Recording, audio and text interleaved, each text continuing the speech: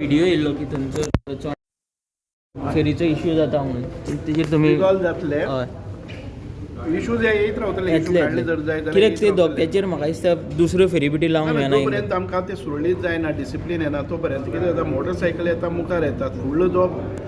MT करपाक वता पळय न्ही ते भायर सुटनात सो आमकां एक डिसिप्लीन आसपाक जाय इमिडिएटली जातले रिजॉल्व आतां पर्यंत मागीर परत केले ते being a first day end तो हें जाल्लो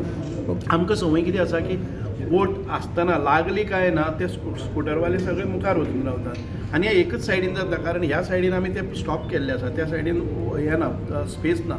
म्हणून ते तितकेच उरलेले आसात that we will put police force आनीक जर